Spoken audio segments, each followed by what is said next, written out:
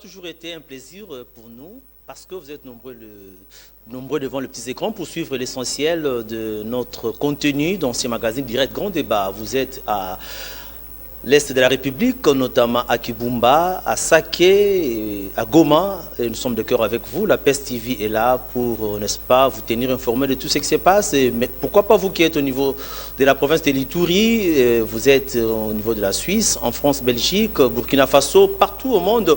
Vous suivez la PES TV à travers son magazine Direct Grand Débat. Aujourd'hui, nous allons parler d'une question qui reste encore pendante dans nos différentes têtes. C'est une question d'ordre sanitaire, mais qui est une priorité pour le chef de l'État. Le chef de l'État, vous savez, a quand même de la volonté à faire mieux pour ce pays. Et parmi les actions prioritaires, il a, n'est-ce pas, donné accès à ce qu'on appelle d'abord la couverture sanitaire, mais aussi la gestion des urgences. Par rapport à ces deux actions prioritaire, nous avons choisi la seconde qui est la gestion des urgences prioritaires. Et pour cette raison, nous avons pu recevoir ou encore nous avons pu chercher par-ci par-là, trouver quelqu'un de sûr et la personne de référence par rapport à cette structure. Et la structure, c'est l'équipe médicale d'urgence avec son coordonnateur national, le docteur Laurent Singa Mobutu. Nous allons essayer d'en connaître un peu plus, d'entrer en détail, savoir c'est quoi ces axes prioritaires dans le domaine de la santé, dans ces régimes gouvernementaux. Donc, toutes les questions liées à cette problématique seront décortiquées au cours de ce magazine. Bonsoir, docteur. Bonsoir, Charles. Docteur Laurent, ça n'a pas été facile, n'est-ce pas, d'entrer en contact directement avec vous. Heureusement, vous êtes très ouvert. Vous nous avez quand même donné cet accès à ce que vous, afin vous puissiez quand même expliquer à toute la population ce que c'est la structure gouvernementale que vous pilotez. Nous avons en face de nous les coordonnateurs de l'équipe médicale d'urgence. C'est quoi l'équipe médicale d'urgence? Oui, je sais que ça fait un bon bout de temps que depuis juillet 2022 que la coordination nationale de l'équipe médicale a été désignée par Dr Jean-Jacques Mbanda, le ministre de la Santé. Et tout le monde s'interroge. C'est quoi l'équipe médicale d'urgence? Effectivement. Est-ce qu'il n'y a jamais eu de gestion d'urgence dans notre pays? Ainsi de suite. Bon, nous sommes là pour donner dans la mesure du possible une définition. Comme je dis, ce n'est pas une définition magistrale. Je ne donne pas un cours dans une salle d'auditoire. Mais là, je fais un effort pour que mon message puisse être compris par toute personne qui soit de la santé ou non. En fait, l'équipe médicale d'urgence, c'est de personnel de santé qui peuvent être soit du côté du gouvernement ou du côté non gouvernemental, qui assurent de soins directs aux populations qui se trouvent dans une situation de catastrophe, des urgences, des épidémies. Vous voyez? Donc, je le calque toujours à quelque chose. Je pense que vous voyez souvent, on écrit « Médecins sans frontières ». Oui, effectivement. Voilà. Donc, Médecins sans frontières, ce que Médecins sans frontières fait, c'est de l'équipe médicale d'urgence. Seulement que Médecins sans frontières, c'est une équipe médicale d'urgence internationale. Et là, nous sommes une équipe médicale d'urgence nationale. Ok. Voilà, donc ça n'a rien à voir avec ce que nous voyons dans les hôpitaux, salles d'urgence, tout ça. Parce que les gens peuvent se dire, non, ce sont les urgences qu'on trouve dans les hôpitaux, ou encore, comme vous avez bien expliqué là, vous êtes plus pour les catastrophes? Oui. En fait, le système de santé de notre pays, il est vraiment très bien organisé, et que les hôpitaux gèrent les urgences médicales qui sont au niveau des hôpitaux. Vous comprenez?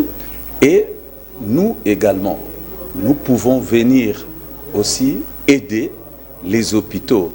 Nous pouvons venir aider les hôpitaux pour assurer les urgences médicales lorsque la capacité locale des hôpitaux semble être dépassée, lorsque le problème qui est venu arrive à perturber, n'est-ce pas, le système local. Vous voyez, je donne un exemple, n'est-ce pas? Allez-y. Il y a la Covid qui était là, il y a Ebola qui est là, qui sévit un village. L'aire de santé qui est là-bas n'a pas la capacité de pouvoir soigner par rapport à son paquet minimum d'activités qui lui est conféré.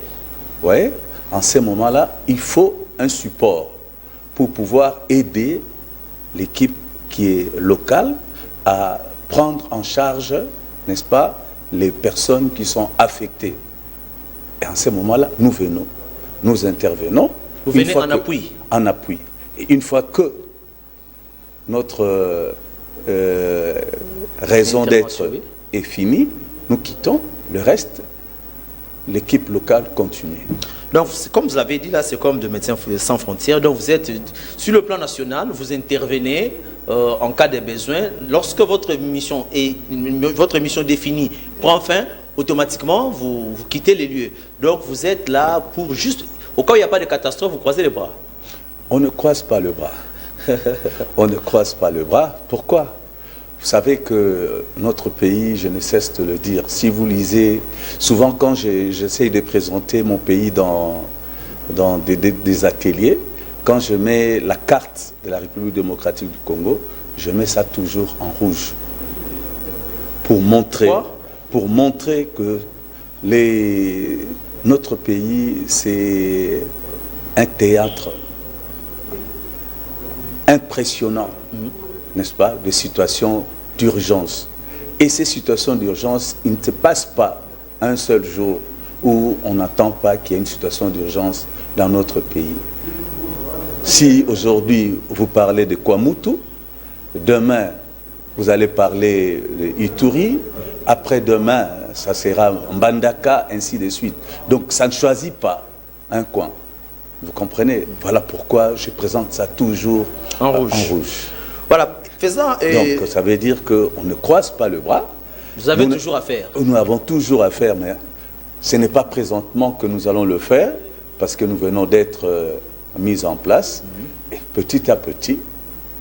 Donc c'est ce à quoi nous sommes appelés à faire durant toute notre vie. Voilà. D'ailleurs, vous m'avez devancé parce que je me posais la question comment vous fonctionnez déjà, vous êtes nouvellement installé. Et je me dis, avec la plupart des situations d'insécurité, des guerres dans nos différents coins de la République, des fois les déplacés sont entassés quelque part. Et nous voyons les organismes internationaux venir, peut-être là, nous voyons le PAM, nous voyons l'UNICEF, nous voyons les Médecins sans frontières. Donc, c'est-à-dire, désormais, nous aurons aussi une équipe locale, une équipe nationale que vous représentez, qui sera aussi, à chaque fois qu'il y aura des cas de déplacés où ils sont entassés là, donc vous serez aussi présents, c'est ça? Affirmatif. Mais au pays, ce n'est pas une première expérience. Vous avez le ministre de la Défense, le général Kabanda, le ministre de la Défense, son Excellence, pendant qu'il était encore le numéro 1 de service de la santé, le corps de santé militaire, il avait déjà mis une unité spéciale qui s'appelle Unité militaire d'intervention rapide. Donc c'est une équipe médicale d'urgence, mais celle-là, elle est militaire. Voilà. Et ceux-là sont déjà, ils ont à peu près 5 à 6 poules réparties à travers la République démocratique du Congo et qui travaillent déjà. Maintenant, nous, c'est la partie civile. Et cette initiative, c'est OMS qui l'a amenée. Et cette OMS voudrait même que ça soit, dans une fine, que ça soit un travail civilo-militaire. Voilà. Parce que vous l'avez dit, nous sommes en train d'évoluer avec vous. L'équipe médicale d'urgence, je rappelle aux téléspectateurs que je reçois le docteur Laurent Singa. Il est le coordonnateur national de l'équipe médicale d'urgence, une action prioritaire pour les chefs de l'État dans le domaine de la santé. Et je me dis, comment vous allez fonctionner? Comment vous avez pu... Cette équipe-là n'est composée que de médecins ou encore il y a d'autres... formation dedans, je ne sais pas comment vous fonctionnez, parce que vous êtes nouvellement installé. Est-ce que vous avez déjà commencé à travailler? Est-ce qu'il y a eu des séances de remise à niveau? Est-ce qu'il y a eu de renforcement de capacités, ça et là? Parce que ça n'a jamais existé. Vous êtes la première équipe. Et qu'est-ce qui a d'abord motivé le chef de l'État à mettre en place cette équipe? Je ne sais pas. Est-ce que vous en avez une idée? Parce qu'avant, ça n'existait pas, mais maintenant, ça doit exister. Bon, moi je pense que le chef de l'État, en tant que garant de la nation, c'est la seule personne la mieux informée. En République démocratique du Congo, il n'y a pas quelqu'un qui soit mieux informé que nous. Vraiment. Et c'est la personne qui donne la voie à suivre pour tout le monde. Et il s'est rendu compte qu'il s'est posé un gros problème au niveau de la santé. Et c'est pour cela qu'il a pris... Voilà. On voit les images là, oui, allez-y. Oui, il a pris deux options. Donc, la couverture sanitaire universelle.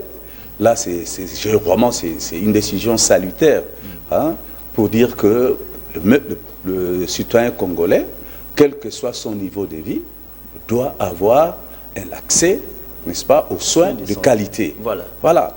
Et maintenant, il se voit qu'il y a, depuis une décennie, on est buté à ces problèmes d'urgence, des épidémies, tout ça. Il s'est dit, non, mais il faut qu'on trouve des solutions à ce problème. Et son ministre, le docteur Jean-Jacques Mbungani, il s'est dit, non, mais effectivement, qu'est-ce que je dois faire? Donc, dans les deux volontés mises ensemble, ils mettent en place une équipe médicale d'urgence pour la prise en charge médicale des soins directs aux patients. Alors, cette équipe a été mise, vous voyez, ce que vous voyez, effectivement, c'est que pour qu'elle soit effective, elle doit être induite. Ça, c'est un atelier qui s'est déroulé à Kisantu, du 21 au 25 novembre 2022. Et là, l'équipe médicale est en train de monter des tentes, les abris, donc, dans lesquels eux, ils vont habiter, dans lesquels ils vont mettre aussi des malades pour le soigner. Voilà. Et dans cette équipe, comme vous êtes interrogé, est-ce qu'il n'y a que deux médecins? Non. Il y a 5 catégories de personnes qui font partie de l'équipe médicale d'urgence. Il y a les logisticiens.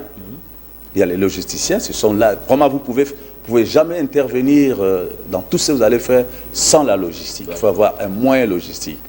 Donc, il y a les logisticiens dans cette équipe. Il y a les médecins. Et les médecins, ce sont soit des médecins généralistes, soit des médecins spécialistes. Okay. Donc, c'est une équipe multidisciplinaire. Ok. Oui? Donc, c'est vraiment un ensemble de plusieurs intelligences mises ensemble. Mises ensemble. Et vous avez les personnes qui contrôlent l'infection. Vous voyez, quand vous mettez les gens ensemble, il faut qu'il y ait de la propriété pour qu'il n'y ait pas de maladies qui puissent se transmettre. Donc, il y a des responsables des IPC qui sont là. Et les gens qui nous mettent des abris, qui construisent les latrines, qui apportent de l'eau, tout ça, les gens qui s'occupent de wash, donc ils sont là aussi. Donc ça fait 5 catégories de personnes et sur base de ça, et en fonction de l'incident, en fonction des besoins sur terrain, on donne des malades, on donne les équipes qui descendent sur le terrain. Alors pour travailler, il a fallu que nous passions sur cette phase-là de l'induction. Maintenant qu'il y a l'induction, nous avons même réalisé notre premier déploiement. Hein, je pense que grâce à votre chaîne, n'est-ce pas, les gens ont pu voir ce que les équipes médicales ont pu réaliser au cours de du drame du 12 décembre dernier, oui, avec la pluie. Hein. Oui, avec la pluie, quand le président est venu assister à la messe, et il fallait aussi aller enterrer les gens. Ça veut dire qu'il y aura une mobilisation importante de la population. Toutes les situations d'urgence peuvent se produire. Donc ça, c'était votre première sortie? Oui, c'était notre première sortie et c'était une réussite? C'est une réussite. Hein. Donc vous voyez, par exemple... Vous avez eu des cas? Oui, le premier jour où le président était là, nous avons eu au moins 30 malades. Vous voyez? Si ce n'est pas un secret, là, c'était quelle maladie? Ah, ok. Là, on n'a pas eu de cas de blessures, mais il y a eu beaucoup de cas de gens qui ont fait des hypoglycémies, beaucoup de gens qui étaient tombés à cause de l'émotion. Vous voyez? Il fallait le prendre en charge. Il fallait le prendre en charge. Vous voyez? Donc, c'est ce qui a été fait. Il y a même... Et le jour de l'enterrement, Dieu merci, il y avait trop d'émotions, mais... Vous avez géré? On a quand même pu gérer. Il y a eu juste un seul cas grave que nous avons transféré à la clinique Ngaliema. Pour vous dire que nous ne travaillons pas en vase clos. Donc quand nous faisons une telle intervention, nous listons déjà les différents hôpitaux où nous allons faire de référence des patients, vous voyez, par rapport au site d'intervention. Donc nous listons 3-4 hôpitaux et c'est avec leur salle d'urgence que nous allons envoyer les malades là-bas. Donc c'est-à-dire, si on comprend bien, avec cette équipe médicale d'urgence, lorsqu'il y a des grandes manifestations, vous êtes censé être là par moment? Non, nous ne sommes pas censés, nous sommes obligés d'y être. Parce que nous avons l'habitude de voir les Croix-Rouges dans de grandes manifestations. Je crois bien que cette fois-ci, c'est modernisé lorsque l'équipe médicale d'urgence est là. Oui, en fait, l'objectif, c'est d'avoir une très bonne coordination dans tout. Donc, nous sommes un maillon dans la chaîne. Vous voyez, nous sommes un maillon dans la chaîne. Donc les Croix-Rouges sont là, comme vous voyez, hein, il y a dans certains États, vous voyez qu'il y a des sapeurs-pompiers, il y a les services d'aide médicale, d'urgence, les SAMU, tout, vous voyez, tout ça, ça existe. Nous sommes ces maillons dans cette chaîne d'urgence. Et nous nous occupons vraiment de la prise en charge médicale. Et cette prise en charge, elle est holistique. Elle peut être psychologique, elle peut être chirurgicale. Parce que dans ce qui s'est passé avec ces pluies-là, il y a un de nos membres, docteur, je ne fais pas la publicité de quelqu'un, mais quand quelqu'un fait un bon travail, il faut...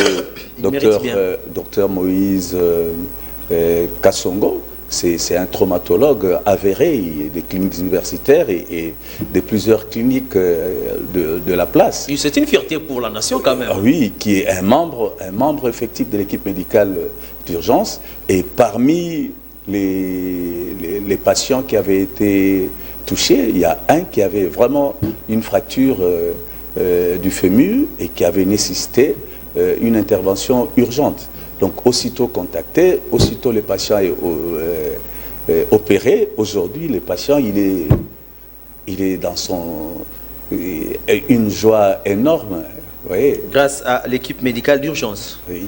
Et docteur, parce que vous êtes là, nous allons profiter pour en parler. Est-ce que vous êtes logistiquement fourni? Est-ce que vous avez des ambulances? Est-ce que vous avez tout ce qu'il faut pour que votre travail soit visible et efficace? Oui, c'est ce que nous disons, que nous avons été mis en place en juillet, installés en août, septembre, et nous avons été induits en novembre, donc nous sommes en décembre, donc nous sommes une structure naissante. Donc logistiquement, nous sommes encore en train de nous chercher, mais nous savons qu'avec la bonne volonté du chef de l'État et qui est suivi par le ministre de la Santé, bientôt nous pourrons être autosuffisants. Parce que l'équipe médicale d'urgence, c'est deux mots très très importants. C'est la formation. Qui dit formation, c'est comme vous avez dit, renforcement des capacités. Qui dit formation, ça veut dire les exercices des simulations. Qui dit renforcement, c'est la logistique. Parce que sans la logistique, aucune opération ne peut réussir. Vous voyez? Et nous avons foi en ces deux personnes et que demain, ça sera 2 jours meilleurs. nous avons aussi foi à nos partenaires. Ça et là, nous écrivons. Il y a l'OMS qui est le premier partenaire. Nous avons adressé de requêtes. Nous pensons que c'était vers la fin de l'année où tout le budget, n'est-ce pas, tant national qu'international, était presque à la fin. Mais nous espérons qu'avec l'année nouvelle, quand nous allons venir ici, vous allez voir, on viendra avec beaucoup plus d'images de tout ce que le chef de l'État et le ministre Jean-Jacques ont pu faire pour l'équipe médicale d'urgence. L'équipe médicale d'urgence a fait sa première prestation lorsqu'il y a eu organisation des obsèques de victimes du drame du 12-13 décembre dernier. Et nous vous avons vu sur terrain à l'œuvre. Comment vous avez pu avoir de matériel? C'était en collaboration avec d'autres structures ou encore avec les moyens des bords? Effectivement, c'est comme je disais, notre premier bailleur, c'est le gouvernement. Donc là, c'est le ministère des Affaires sociales, solidarité et affaires humanitaires qui nous a appuyés en logistique, et le gouvernement provincial de la ville-province de Kinshasa aussi nous a appuyés, surtout par le canal de la division provinciale. Et là, je remercie le gouverneur Gentini Ngobila par le biais de l'entremise de son chef de division, docteur Alex Kaloumé. Ce sont eux vraiment qui nous ont appuyés pour qu'il y ait cette réussite. Vous voyez? Vraiment, donc, le ministre national Modeste Moutinga, vraiment avec son directeur de cabinet, M. Hubert Tetika. Donc vraiment, ils nous ont aidés. Sans eux, ça aurait été vraiment un petit problème. Mais docteur Laurent, vous êtes à la tête de l'équipe médicale d'urgence. Si aujourd'hui il y a catastrophe dans une de nos provinces, nous ne le souhaitons pas, admettons que cela arrive, parce que vous n'êtes pas suffisamment fourni sur le plan matériel. Le gouvernement doit déjà penser à ça. Qu'allez-vous faire pour l'instant? Oui, bon, c'est qu'il faut dire que l'équipe médicale est là. Mais le système de la santé, depuis que ça a toujours existé, c'est quand vous voyez le ministère de la Santé, il y a le ministre, il y a le secrétaire général, avec deux directions importantes. Il y a la direction générale des luttes contre la maladie et la direction générale d'organisation de services de soins de santé, la DEGOX.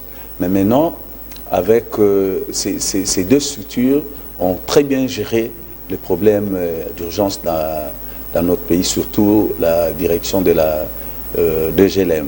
Et toujours le président de la République, dans son souci de gérer mieux qu'avant, il a mis aujourd'hui en place une structure qui s'appelle l'Institut national de santé publique, où il y a deux grands animateurs. Il y a son PCA, c'est le docteur André Chisaou, et le DG, c'est le docteur Dieudonné Mwamba. Ce sont ces deux personnes qui s'occupent de cette institution. Et cette institution, évidemment, prend en charge aujourd'hui les problèmes de façon générale. Donc, il s'occupe de la préparation, de la riposte, de tout ce qui est problème de santé publique, urgence de santé publique. Et nous, en tant qu'équipe médicale d'urgence, vous comprenez, nous sommes dans une des directions de cette institution-là. Vous voyez, si on se base dans cette réforme, nous sommes dans une des directions, la direction des opérations, où il y aura un centre, des opérations des urgences de santé publique, le COUSP, si vous avez déjà entendu parler. Et ça, dans ces COUSP, nous sommes un maillon très important, parce que dans ça, le COUSP va utiliser deux maillons importants, qui sont les équipes d'intervention rapide, qui ont juste le volet de l'investigation, c'est-à-dire s'il y a une catastrophe, ce sont les premières personnes qu'on envoie, les primo-intervenants, qu'on envoie sur le terrain. Ils arrivent, on dit, ah, il y a un cas de choléra à tel endroit. Ils descendent sur le lieu, ils vont, ils font l'examen. Dès que c'est confirmé qu'il y a un cas de choléra, à ce moment-là, ils font une montée en puissance. Donc, ils font appel aux équipes médicales pour aller... Mais est-ce qu'il n'y aura pas chevauchement avec les structures qui existaient avant, qui faisaient ce travail? Parce qu'il y a aussi la direction d'épidémiologie, nous savons, dans les différentes zones de santé, tout ça. Dites-moi, est-ce qu'il n'y a pas de chevauchement dans cette activité? Non, il n'y aura vraiment pas de chevauchement à une seule condition. Bobo, tu la place à Baninga? Non, il n'y aura vraiment pas un chevauchement à une seule condition que chacun regarde quelle est la mission que l'arrêté lui créant lui avait conférée. Ouais? Donc si chacun regarde sa mission, il n'y aura jamais de chevauchement. Est-ce que vous êtes bien accueilli dans votre corporation, cette nouvelle structure? Est-ce que vous êtes bien accueilli? Oui. Disons-le en face, hein? Parce que le public et les Congolais nous suivent. Est-ce que vous êtes bien accueillis? Non, voilà, il y a une équipe médicale d'urgence. Peut-être c'est là où les gens se retrouvent, entre guillemets, mais il y a maintenant une équipe médicale d'urgence qui doit gérer certaines histoires là, des cas d'épidémie, tout ça, tout ça. On s'est dit, ben voilà, ces gens-là, il faut mettre des pots de banane, ils ne vont pas bien travailler, tout ça, tout ça. Est-ce que si aujourd'hui il y a remaniement du gouvernement, admettons que le Dr Jean-Jacques Mbongani quitte le ministère de la Santé, est-ce que cette structure va vivre? Bon, moi, je pense que l'impulsion primaire, c'est le président de la République. Voilà. Le président de la République, il a donné une vision. Et maintenant, quel que soit le ministre qui sera là, il ne peut que suivre la vision du président de la République. Et je pense que même si le docteur Jean-Jacques arrivait à quitter, je pense que parmi les dossiers qu'il mettra sur sa table, ça sera ça. Dire, il faut vraiment vous occuper de cette équipe qui vient de naître pour lui donner l'aider à marcher. Donner des béquilles et qu'on sort, hein, voilà, à cette structure. Alors, j'ai dit, le problème... d'être accepté dans la corporation. D'être accepté, vous savez, quand quelque chose arrive, il y a toujours... des crocs à jambes, des il y a pots de banane. Est-ce que les gens acceptent? Est-ce que les gens n'acceptent pas? Est-ce qu'ils vont bien faire le travail en question? Est-ce qu'ils vont bien faire le travail? Nous le faisons mieux. Oui, voilà. Moi, je pense que ça, ce n'est pas notre souci. Notre souci, c'est de nous référer à la tâche et aux résultats qui sont attendus par les personnes qui nous ont confié la tâche. C'est ça ce qui nous préoccupe. Vraiment, si nous devons penser à tout ce que les gens racontent, à tous ceux qui sont contents ou pas contents, nous n'allons jamais travailler. Nous nous fixons un objectif, nous disons que d'ici 6 mois, nous devons vraiment être connus. Et être connus, ce n'est pas à travers le blablabla. Être sur le connu, travail. Voilà. Déjà, nous faisons, ça c'est notre première phase. Nous sommes en train de faire la phase de sensibilisation pour que les gens comprennent. Oui. Et après, donc, nous allons passer dans la phase progressive de formation. Nous avons un objectif à atteindre d'ici 6 mois, d'avoir au moins 275 membres de l'équipe médicale. Nous ne disons pas que nous ne considérons pas notre pays comme un terrain vide. Non, nous avons des ressources humaines qui existent dans notre pays. Nous avons des ressources humaines qui existent dans notre pays. C'est avec ces ressources-là que nous allons avancer. Maintenant, il faut ramener ces ressources ensemble, n'est-ce pas, et leur donner la formation par rapport à quoi, c'est quoi l'équipe médicale. Vous voyez, c'est tout. C'est vraiment ça très important pour éveiller en eux tout ce qui était caché en eux. Merci docteur, je reviens à vous parce que vous êtes le coordonnateur de l'équipe médicale d'urgence, une nouvelle structure gouvernementale. Vous nous suivez depuis Yakoma, dans le nord Ubangi, vous êtes à Moubaïmbongo, vous êtes à Gemena, vous êtes à Kamina, vous êtes à Kabeyaka Mwanga. Vous êtes à Boma dans le Congo central et pourquoi pas à Mbanzangungu, surtout nos frères qui sont à côté ici à Bandundu. Nous allons savoir, docteur, à quoi les Congolais peuvent-ils s'attendre de l'équipe médicale d'urgence? Ils vous ont suivi, ils vous regardent à la télé, vous donnez des bonnes explications. Qu'est-ce que les Congolais doivent attendre concrètement de l'équipe médicale d'urgence? C'est un défi. Nous avons plusieurs défis. Et ces défis ne pourront être atteints que lorsque nous avons de moyens logistiques à notre disposition. Parce qu'aujourd'hui, pour avoir un meilleur résultat, il faut avoir de moyens logistiques. Je ne peux pas me permettre de faire une propagande que demain, avec un bâton magique, vous verrez ça, vous verrez ça, vous verrez ceci. Non, je ne peux pas me le prétendre, ça serait trop prétentieux. Mais je ne peux que promettre une fois que j'ai le moyen logistique à ma disposition. Et là, nous allons mettre notre expertise à la disposition de la population et nous allons intervenir. Et ce sont eux qui pourront juger est-ce ça valait la peine que cette équipe médicale puisse être ou pas. Et comment vous allez fonctionner? Vous êtes une coordination nationale, vous êtes où? Vous êtes situé où? Est-ce que vous aurez aussi des antennes à travers les différentes communes ou encore dans les différents milieux? Vous serez représenté dans les provinces? Comment vous allez fonctionner? Alors,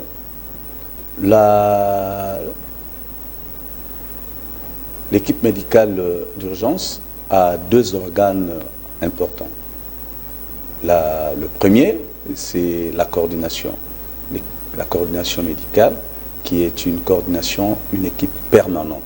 C'est celle-là qui est constituée du coordonnateur national et des 3 coordonnateurs adjoints. Docteur Nadine Beregemer Aziza, qui est la coordonnatrice adjointe en charge des aspects médico-techniques.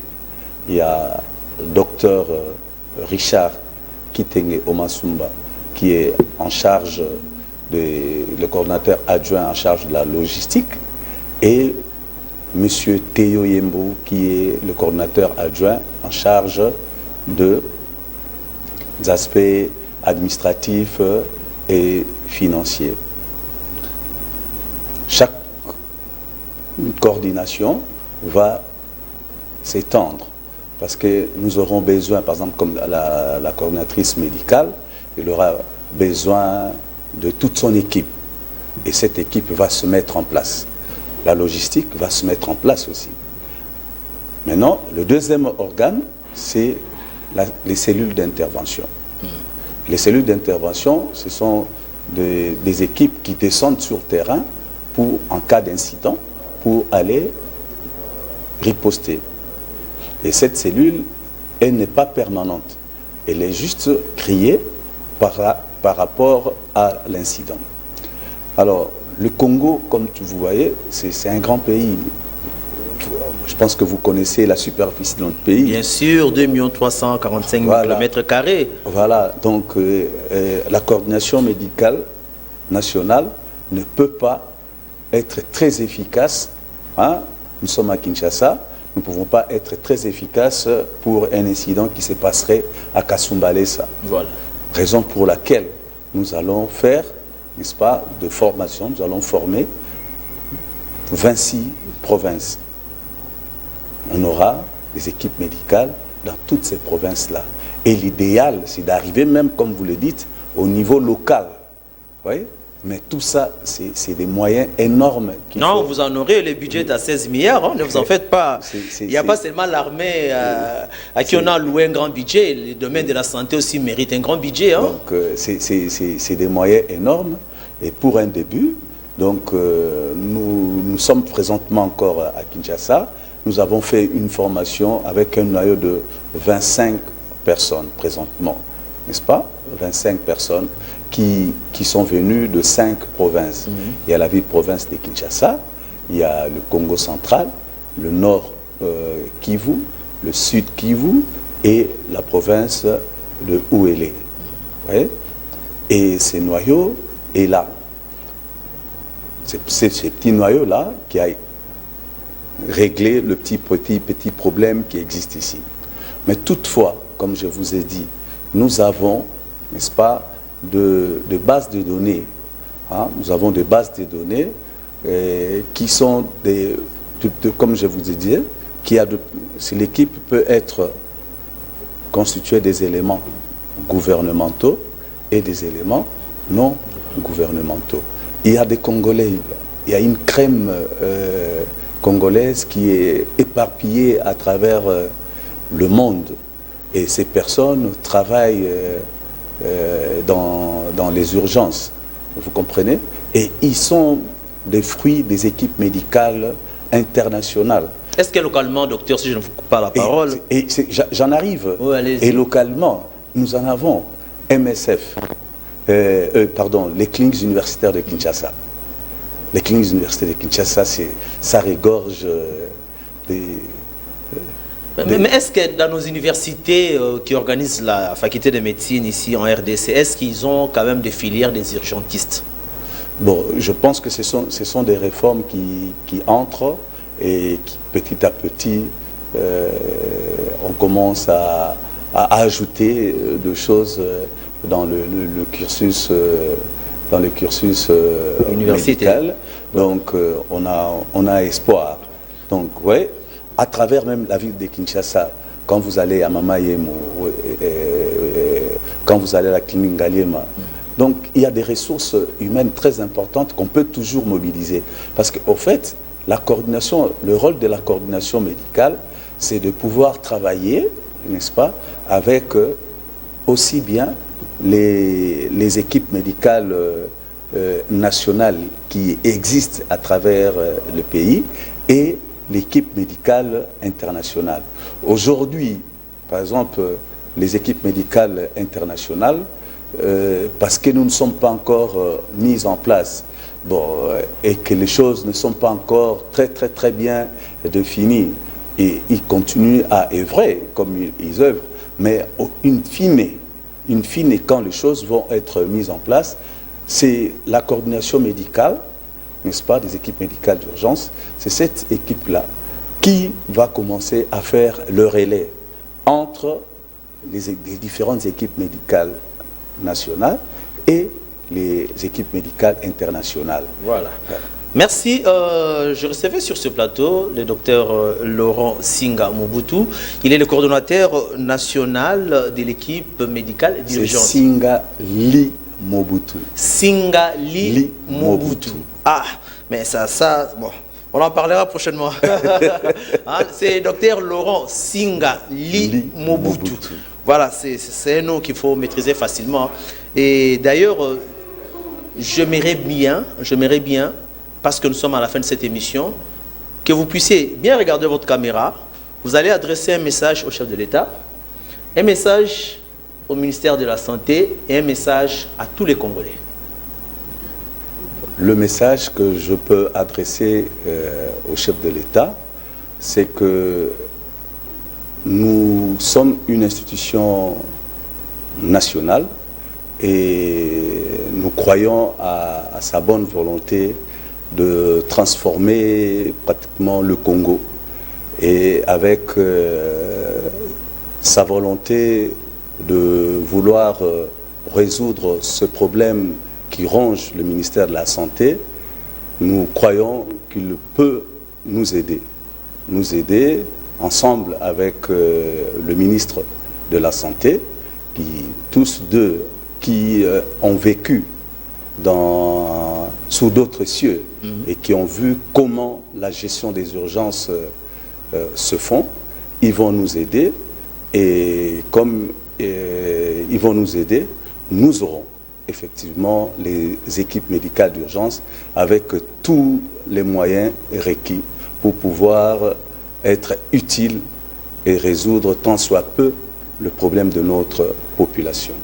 Et aux Congolais? Qu'ils aient la foi. Voilà. Docteur Laurent Singa Li Mobutu demande aux Congolais d'avoir la foi et de mieux, n'est-ce pas, penser à ce que désormais les urgences sont assurées. Moi, je vous dis merci parce que vous avez été nombreux. Et merci, docteur, d'avoir répondu à notre invitation. Merci beaucoup, Charles. Et aussi, au ministre de la Santé et au gouvernement Sama Lukonde, une structure pareille, dotée de moyens, dotée de matériel, nous en avons besoin. Nous n'avons pas besoin de voir des gens sur la rue en train de porter des polos pour soutenir des personnalités. Nous voulons que tout cet argent que vous dépensez pour donner aux gens et passer, je ne sais pas moi où, prenez cet argent, achetez du matériel, de la logistique, pour que l'équipe médicale d'urgence soit vraiment une équipe efficace. Ce sont des têtes bien faites, des fiertés pour la République, mais il faut qu'ils aient des matériels pour mieux, n'est-ce pas, rendre concret, n'est-ce pas, ce qu'ils ont en tête pour sauver les vies en République démocratique du Congo. Il m'a été, n'est-ce pas, permis de vous présenter cette structure, mais également, il m'a été aussi permis de vous remercier d'avoir pris rendez-vous avec les magazines Direct Grand Débat sur la PES TV. Vous nous avez suivis partout dans le monde, en Afrique, dans les limites de nos frontières et pourquoi pas ici dans la capitale Kinshasa. Déjà, ça c'est la dernière émission que je tourne pour cette année 2022. Meilleurs vœux de santé, meilleurs vœux de bonheur, meilleurs vœux de longévité. Soyez rassurés, avec la PES TV, nous allons continuer à vous servir, tant soit peu, les moments que nous allons traverser. Nous sommes toujours avec vous. Merci.